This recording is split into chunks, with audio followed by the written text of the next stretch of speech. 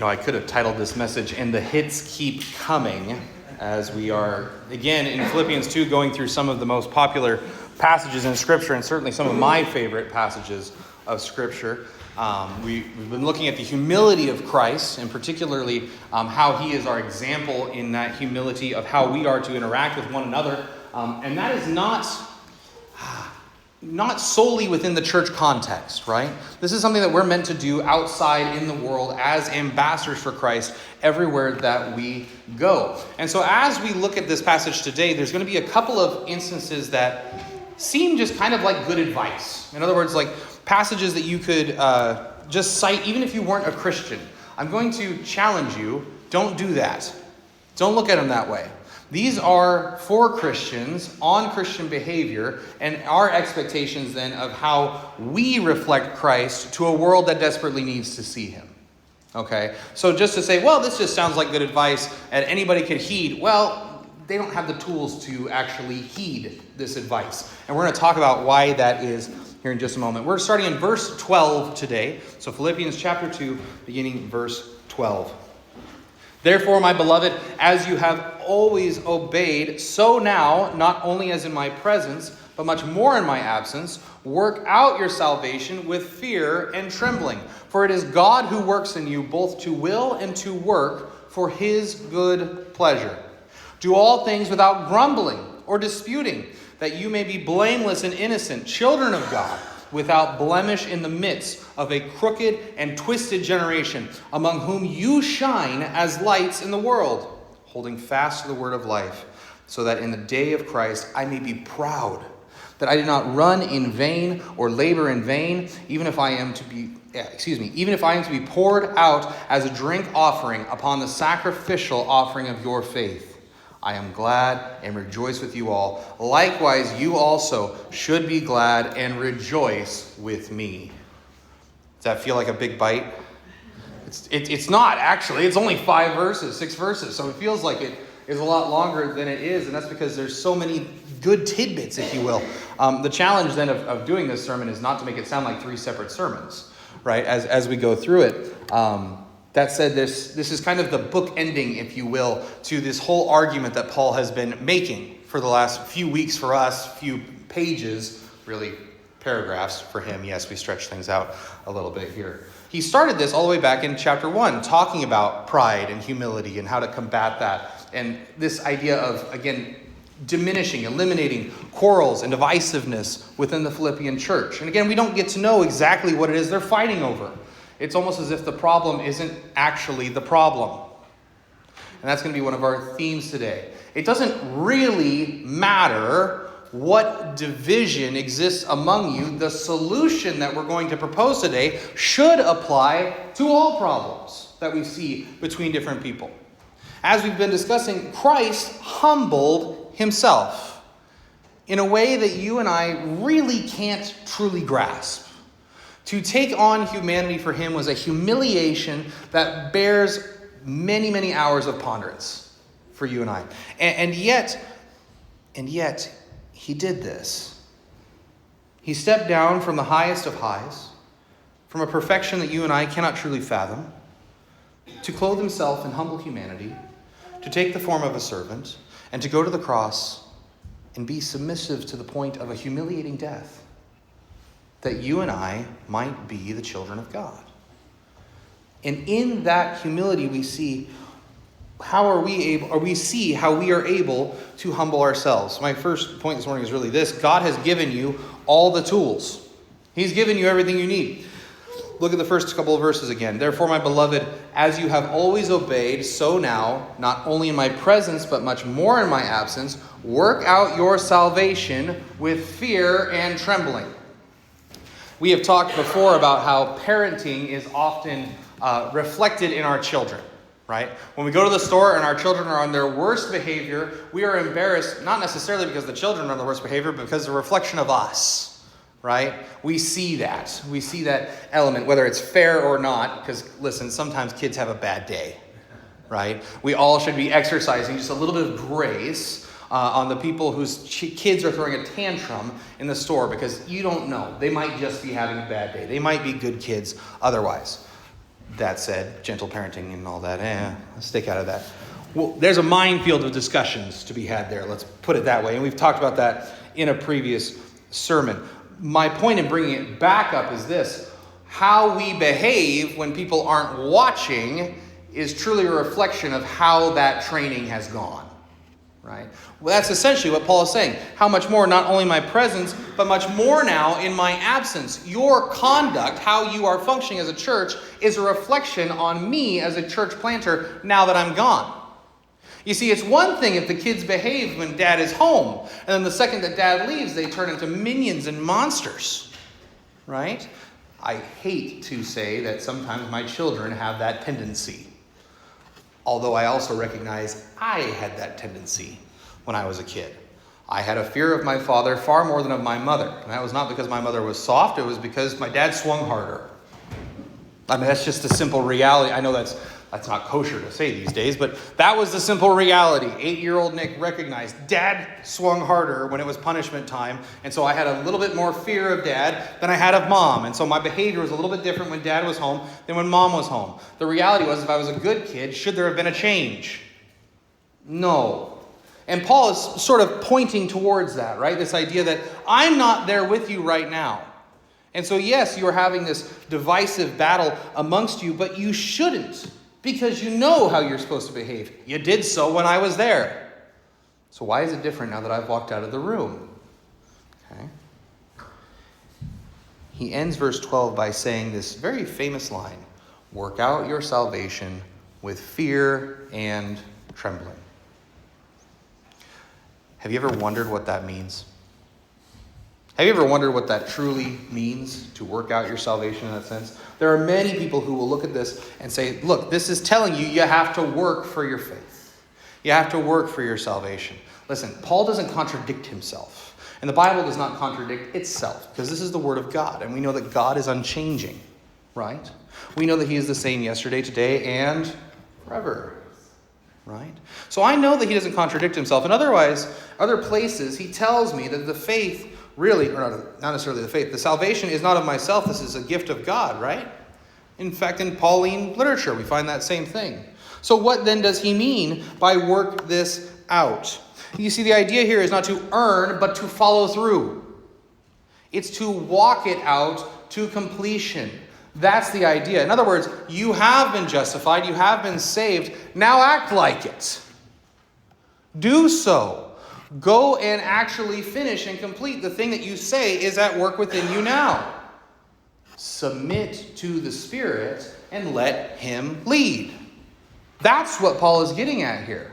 Now, this should be an intimidating thing in some regard. Not because God Himself is scary.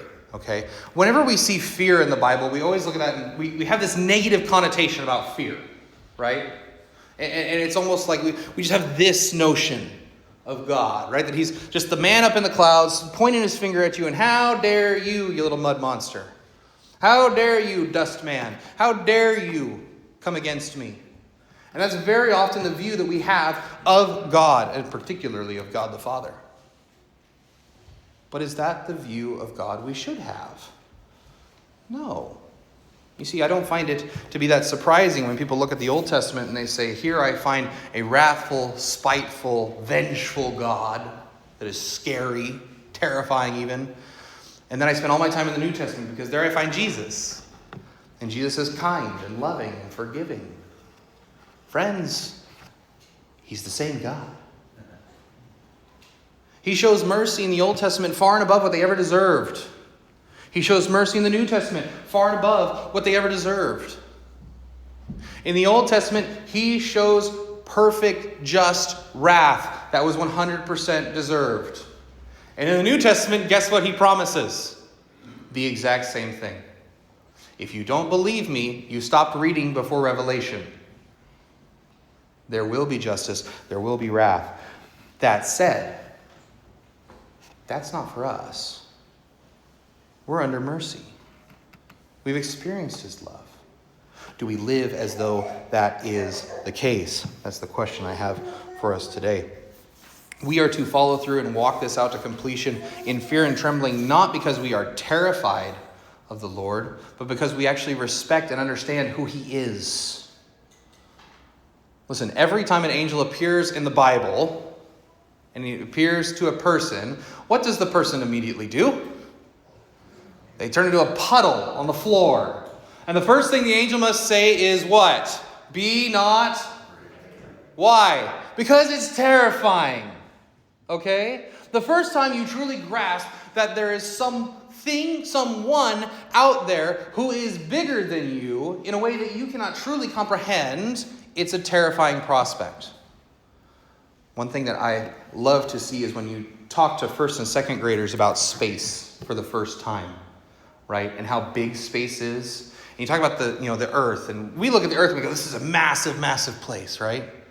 And then you compare it to, say, Venus. And you're like, yeah, it's basically the same thing. Compare it to Mars, it's smaller. Then compare it to Jupiter. You talk about how many Earths can fit inside Jupiter, right? And then you talk about the sun and how many Jupiters can fit inside the sun. And then you point out the fact that the sun is actually a really small star in comparison to the many giants that we have discovered in the last few centuries. And you look at them and you know what you realize in that moment? If all those things are that big, what does that mean about me? It shows that I am not a speck of dust. I am a microscopic speck on the speck of dust. There's usually a moment of fear there, isn't there? Not fear as in just terror, but fear in a healthy respect of this is where I am in the universe. That is part of that fear that we were talking about when we talk about working out our salvation with fear and trembling. I do not do this of my own. I do this in the power of God. Verse 13 says, for it is God who works in you. In your Bible, if you look, there's probably not even a period between verses 12 and 13. It's a continuation of the same thought, right? You work out the salvation with fear and trembling, for it is God who works in you, both to will and to work. For what? For his good pleasure. It pleases God for you to live a life that is in line with him.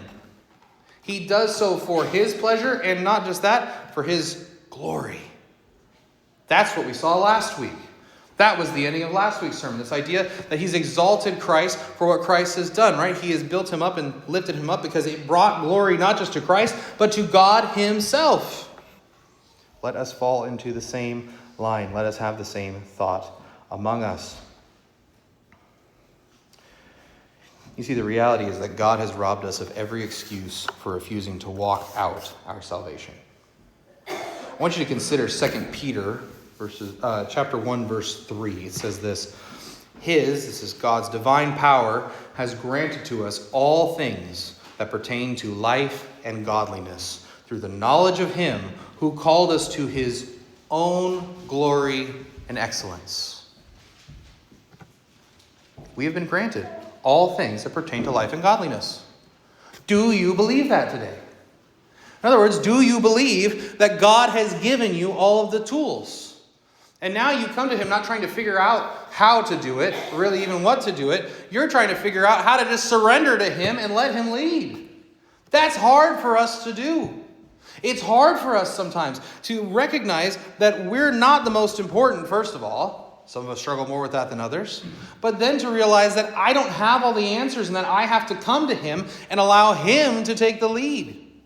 Because sometimes where he leads is really scary, friends. Sometimes where he leads will be places that make me completely uncomfortable. I'll remind you of the thing I've said many times before. If you had told freshman high school Nick, hey, by the way, you're going to be a pastor. And every single week, you're going to give a 30-minute speech. What do you think freshman Nick would have said? No, thank you. Not interested. Right? And now if I could look back at that kid and say, actually, you're going to do it 7 times a week. I definitely think he might have run for the hills in that moment. All right. But we do so willingly. Verse 14, do all things then without grumbling or disputing, that you may be blameless and innocent children of God without blemish in the midst of a crooked and twisted generation, among whom you shine as lights in the world. Can we just pretend verse 14 doesn't exist? Wouldn't that be nice? Do all things without grumbling or disputing. Of course, what am I doing right now? I'm grumbling about the fact that he tells me I can't grumble. Yeah, the irony, right? To do things without grumbling. Why? Why does this matter? There's a popular reel going around right now that says, my mom didn't raise a quitter. She raised a complainer. I'm going to get it done, but you're going to hear about it. Yeah, my wife sent me that and said, I know someone like that. Yeah. Do all things without grumbling. Why does that matter? Well, again, literally, this word grumbling means to complain, right? It is the complainer as it is structured here. Here's the thing. When I grumble and complain as a Christian about my circumstances, the things that I am battling in that moment, who or what am I actually grumbling and complaining about? The Lord. Do I believe that the Lord is working circumstances in my life? Yeah. Don't you believe that? That is the Lord who is teaching us these things through our circumstances? How many times have we gone through a circumstance and said, this is terrible. I hate this. I wish this would end. And then 5 years down the line, we look back and go, yeah, I see the lesson I was supposed to learn there. I see how that terrible season shaped me. I see how losing my job actually was for my good in the long run. You see, friends, we don't have the whole picture, do we? We can't zoom out far enough. We have a very limited perspective. We have a very selfish perspective. It's called first person. You know how many people we can account for with our first person view? One. You know how many the Lord accounts for with his view? Everyone. He sees it all. And he has promised, again, not just to give you the tools, but that this is happening for your good and for his glory. So who, when I grumble and complain, am I actually grumbling and complaining against? The Lord. It's kind of like in the Old Testament, the priests, they weren't allowed to tear their garments except in very, very specific instances. That's why when Caiaphas rends his robe, tears his garments in the presence of Christ during his trial, it's such a dramatic moment. And most Christians, it just goes right over our heads because we're not nearly as versed in Scripture as we need to be, frankly. This rending of the garment is a symbol of hopelessness. It's a symbol of despair. And the high priest was only allowed to do it in certain circumstances because to despair when you are one who has the presence of God with him is something that is ultimately not permissible. You see, we as Christians, we have, frankly, the ability to do a lot of things, and we have permission to do a lot of things, but despair really shouldn't be one of them, should it? Why? Because God is on your side. I shouldn't despair of circumstances. I shouldn't grumble about circumstances, because ultimately I'm grumbling against the one who is my benefactor. I'm grumbling against the one, I'm complaining against the one who truly loves me and knows far better than me what is best for me. And I know I'm using a lot of I language here. This is not unique to me. I hope you understand that. This is for every one of you, right? God cares for you. Can we be content knowing that God cares for us? Absolutely. I bring up another verse. This is another Pauline text from 2 Corinthians chapter 6, verse 7. I had it written down and I screwed it up when I brought it over here. Excuse me. It's chapter 9. I knew it was wrong. Chapter 9, verse 6 says this. The point is this: whoever sows sparingly will also reap sparingly. Whoever sows bountifully will also reap bountifully. Each one must give as he has decided in his own heart, not reluctantly or under compulsion, for God loves a cheerful giver. Now there he is talking about giving in the sense of giving monetarily, but you can see the application applies elsewhere, right? God doesn't want you disgruntled with being under his yoke. He wants you to trust him. This is part of that relationship with God. Lord, I don't know what we're going through right now. I don't know what you're trying to teach me here. I wish you'd be a little more clear sometimes. Perhaps. But I will trust you. I will do what you say. I will follow through. Because you have always led me right. And you have promised you will always lead me right. So I will trust. And he says that trust must not be from compulsion. He's not trying to exact this from you. He wants you to truly believe him. To truly put out your hand and trust that he's going to guide you in the right way. Does that mean that sometimes we don't obey out of compulsion? Of course we do. We fail in all sorts of ways. But we should strive to have this relationship with him that is trusting in all circumstances. Do all things without grumbling or what? Disputing. Some of your translations may say arguing there, right? Quarreling. If you're dealing with division in the church, yep, that makes sense. We'd have to talk about this, right? It makes sense we would have to address the issue of quarrels and disputes among us. And the reality is simple. If you put 15 people in a room together, you're going to find differences of opinion. You're going to find something to quarrel about, yeah? Why is that? Because we're human. It is part of our human nature. We will find something. And in fact, as our churches have found out over the last couple millennia, we've found many somethings that we can quarrel about. And yet the Lord here, through Paul, is instructing us, do all things without grumbling or disputing. To what end? That you may be blameless and innocent, children of God without blemish, in the midst of a crooked and twisted generation. Let me ask you this. Has the Bible revealed to us what actually causes quarrels and fights, these disputes? Of course it has. I wouldn't have asked you otherwise. James chapter 4 teaches us this. He says, what causes quarrels and what causes fights among you? Perfect, I get the answer.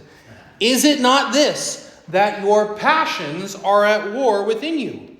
You desire and do not have, so you murder. You covet and cannot obtain, so you fight and you quarrel. You do not have, why? Because you do not ask. You ask and do not receive because you ask wrongly to spend it on your passions. You adulterous people, do you not know that friendship with the world is enmity with God? Therefore, whoever wishes to be a friend of the world makes himself necessarily an enemy of God. What did he say was the problem that actually starts quarrels? It's me. It's my heart. I'm the problem. Listen, I know many of you are parents, but you've never experienced this. I know this is unique among my children, right? But my kids fight every now and then, right?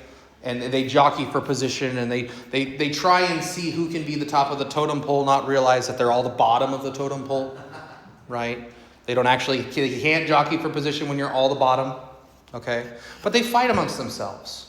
And I'm sure you've never experienced that. But if you have, right, have you ever tried to ask them and reason with them, why are you fighting?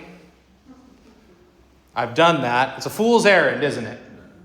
Why? Because they both just point at each other. Right?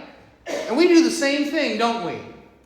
We do the same thing in our quarrels. We're like little school children. We bite and we bicker and we fight amongst ourselves and we say, well, she started it. Wouldn't it be better if we took the biblical answer? Wouldn't it be better if we recognized that the problem actually started in my own heart? To even quarrel and to fight to begin with? Wouldn't that solve a lot of fights if I just didn't fight?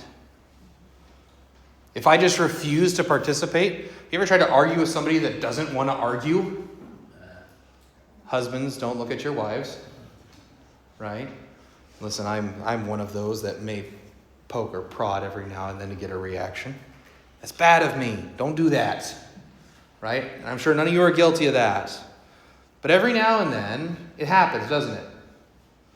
You try and start a fight with somebody that just doesn't want to fight with you. And what happens then? It builds and it builds and it builds until you don't even remember why you were fighting. You don't remember what the little slight was that actually caused the disagreement, that caused the quarrel. You're just fighting for the sake of fighting. We need to admit these problems come from our own hearts. You see, if I can admit that the sin starts in my own heart, right, I don't have the right to blame somebody else for my sinning. By continuing to fight, continuing to quarrel, continuing to argue for no legitimate reason, what am I doing? I'm just perpetuating the sin. I'm not saying we can't have disagreements over things or that we must be 100% agreeable in everything that we do, right? Yes, iron sharpens iron and all that jazz. You've heard me preach that sermon before. That's not what I'm saying. What I'm saying is that that's not the disputing we're talking about here. We're talking about, how do I show Christ to a world that desperately needs him? What was this entire chapter about? Christ's humility. Not insisting on his own way. Not insisting on the rights that he had in his authority. I might be in the right, and sometimes I still might need to humble myself and say, that's okay. It's not worth fighting over. That's a hard thing to do, friends. Hard thing to do. Why? That you may blameless and innocent children of God without blemish, among whom you shine as lights in the world. You see, that's the point. You're supposed to show Christ to them. Christ is our example, and Christ is our mission. Thus forth, while we hold fast to the word of life, so that in the day of Christ I may be proud that I do not run in vain or labor in vain. What's he talking about? He's talking about his investment in the Philippians. He's talking about his investment in this church. I have done this for you, and so now your walk is a reflection of my teaching. How shameful would that be to hear that, knowing that you had sinned, knowing that you were the one disputing, knowing that you were the one arguing. And Paul says, if you don't stop arguing, it's a reflection of how I am as a teacher. Would that not shame them in that moment? I think it's pretty clear it would. We finish with our final point today is verses 17 and 18. I'm just realizing or remembering again that clock is wrong. I have to keep watching the clocks differently because that clock says I'm 5 minutes over, but it's actually an hour behind. So it's all messed up and it's throwing me off. All right, I got 2 verses left. Even if I am to be poured out as a drink offering upon the sacrificial offering of your faith, I am glad and rejoice with you all. Likewise, you also should be glad and rejoice with me. All right. Drink offering is an interesting picture. It's used twice in the New Testament by Paul. One is here and the other is in 2 Timothy. We actually looked at that when we looked at 1 Timothy. There's this idea then of Paul looking at his life as a drink offering. Now, what is a drink offering? Essentially, they again, this is for the second week in a row. I'm not actually going to pour this out. Okay. But they would take the drink in and they would literally pour it out upon the altar, okay, as an offering unto the Lord. Now, what's interesting about a drink offering in comparison, perhaps, to a burnt offering is when the drink is poured out, how much evidence is there that there even was an offering made? Next to nothing, right? You pour it out and it's gone. I don't know if you've ever tried to actually burn a calf before, okay? You got to get a hot fire, don't you? And even then, there's still going to be remnants of that. You're going to know that there was an offering there. On top of the fact, you're going to know that there was an offering there. We often forget the smells in the Bible because we read the words. Friends, the temple probably would have smelled somewhat foul to us with all the burnt offerings being made there. But that's a story for a different day. The point of the drink offering is this. Everything about Paul then is poured out and given upon that altar. Nothing will remain. He says, if that's the case, good. If everything about my life is given up upon that altar, it all vanishes away, is completely consumed as an act of sacrifice, then that would be good. Is that how we look at ourselves? Is that how we look at our legacy? Legacy is an interesting word, isn't it? Legacy is an interesting theme across literature and particularly throughout really the millennia. People have wondered about their legacy since they've been writing stuff down at the very least. One of the earliest examples I can think of course, is during the Iliad. You see Achilles and his whole story is about legacy, right? I'm hoping you guys know the Iliad. Essentially, right, you have the Trojan War, and Achilles is told that, hey, if you go to this war, you will be remembered. Your name will be remembered for how long? Forever. But if you stay, if you remain here, you will die, and you will be forgotten. What does he choose? Well, I'm saying his name right now, aren't I? Of course, that's the way the story goes. He goes anyway. And what happens? He goes before the walls and he dies before the walls. And so it's a question that's underlying Homer's dissertation here. Is that worth it? Is it worth it to have your name remembered in the halls forever? Or to die and to be forgotten? And it's a dilemma I think every person must grapple with at some point. Paul here is grappling with that same idea. My life will be poured out. I will not be remembered necessarily. And if that be the case, so be it. One of the most famous quotes along this line comes from Nicholas von Zinzendorf. This was a Moravian priest back in the day. And he said this, he said, preach Christ, die, and what? Be forgotten. To do so is a blessing for the Christian. I will tell you that gets quoted at pastors' conferences quite a bit. Preach Christ, die and be forgotten. Why? Because there's a temptation as pastors to try and seek fame, to try and seek the glory that comes from man, right? To be that celebrity pastor. Friends, that is wrong. It is far better that I should preach Christ, preach him honestly, give his words to you, die, and then be forgotten. There will be nothing left of me. I shouldn't be seeking my own legacy. The reality is, and I actually saw the Gospel Coalition wrote on this, I was very thankful. They said there's probably a misnomer here in that phrase. We understand the sentiment. We like the sentiment. I'm not supposed to be seeking my own glory. I'm not supposed to be seeking remembrance from other people. But what's missing from that quote? If you go out and you preach Christ and then you die, will you be forgotten? No. You'll be remembered by the only one that matters. You'll be remembered by the Lord. Let me tell you something. I would far prefer that my family meets me in heaven because I preached Christ unapologetically than that I sought the world's favor and I don't get to see them. That would be true remembrance, wouldn't it? That would be true glory.